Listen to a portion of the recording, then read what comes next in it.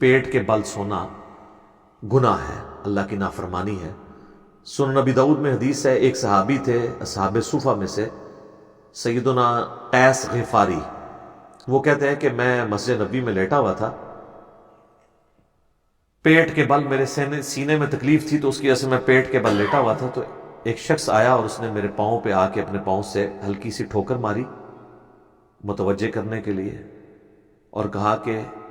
پیٹ کے بل مت لیٹو، یہ اللہ کی نافرمانی ہے۔ تو وہ کہتے ہیں میں نے جب مڑ کے دیکھا تو وہ اللہ کے نبی علیہ السلام تھے۔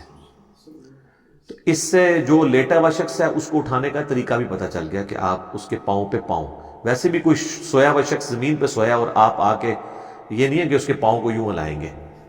ٹھیک ہے، اس کو آپ پاؤں سے زور سے بھی نہیں مارنا، یہ نہ ہو کہ اکرام مسلم کر دے آپ کا اٹھتے ہی، آرام سے اسے پاؤں سے پاؤں ہلائیں اور اس کو یوں اٹھائیں۔ اسی کو سپورٹیو ایک اور حدیث ہے، اس میں تو الفاظ ہے نافرمانی۔ سنن ابن ماجہ میں ایک حدیث ہے، حضرت ابو ذر غفاری کہتے ہیں کہ میں ایک دفعہ پیٹ کے بل لیٹا ہوا تھا، تو ایک شخص آیا اور اس نے اپنے پاؤں سے میرے پاؤں پہ ہلکی سی ٹھوکر لگائی اور مجھے کہا کہ اٹھ جاؤ، یہ جہنمیوں کا طریقہ ہے۔ تو کہتے ہیں میں نے پلٹ کے دیکھا تو وہ اللہ کے نبی علیہ السلام تھے۔ تو ان دونوں حدیث سے پتہ چلا کہ یہ جہنمیوں کا طریقہ بھی ہے اور گناہ بھی ہے۔ جہنمیوں کا طریقہ اس اعتبار سے بھی ہے کہ انہیں اوندا منہ کر کے جہنم میں ڈالا جائے گا، اس اعتبار سے بھی ہے کہ جہنمیوں کو جب یعنی جہنم میں مار پیٹ کی جائے گی، تو جس طرح یہاں پہ بھی آپ دیکھتے ہیں نا کہ تھانے میں بھی الٹا لٹا کے پیٹ کے بل ان کی پٹائی کرتے ہیں، تو جہنمیوں کو بھی الٹا پیٹ کے بل لٹا کے ان کی پٹائی کی جائے گی۔ والعیاذ باللہ تعالی۔ اللہم لا تجعلنا منہم، اللہم اجرنا من النار، اللہم انی اعوذ بک من عذاب جہنم، آمین۔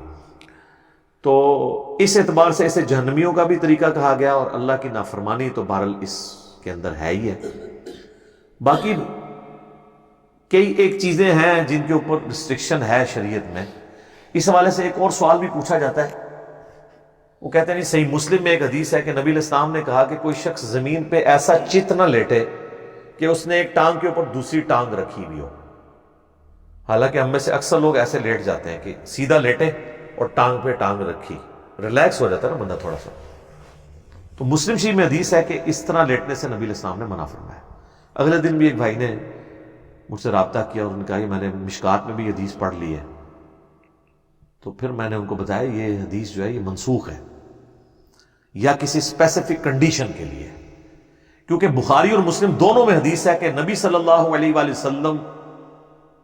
کو ایک صحابی کہتے ہیں میں نے اس حال میں لیٹے ہوئے دیکھا کہ آپ علیہ السلام نے چت لیٹے ہوئے تھے اور اپنی دائیں ٹانگ اپنی بائیں ٹانگ کے اوپر یوں رکھی ہوئی تھی۔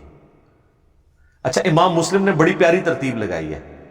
یہ جو منع فرمانے والی حدیث ہے نا وہ پہلے لے کے آئے ہیں، اور پھر خود جو حضور کا عمل یہی والا تھا وہ حدیث بعد میں لے کے آئے ہیں، تاکہ ناسخ و منسوخ پتہ چل جائے۔ دوسرا، یہ منسوخ اگر نہ بھی ہو نا، ایک اسپیسیفک کنڈیشن کے بارے میں، وہ مسلم شریف میں یہ الفاظ ہیں اس حدیث کے اندر جس میں منع کیا گیا ہے۔ اس میں نبی علیہ السلام نے فرمایا کہ جو کوئی شخص ایک کپڑے میں لپٹا ہوا ہے نا، تو وہ احتبا کی حالت میں نہ بیٹھے گوٹھ مار کے، یعنی دونوں گھٹنے کھڑے کر کے اور یوں اس کو گھٹنوں کو پکڑ لینا، تو ایک کپڑے میں اس کا ستر کھلنے کا اندیشہ ہے، اور نہ وہ اس حالت میں زمین پہ اس طرح لیٹے کہ وہ ایک ٹانگ پہ دوسری ٹانگ رکھے۔ اگر آپ نے کپڑے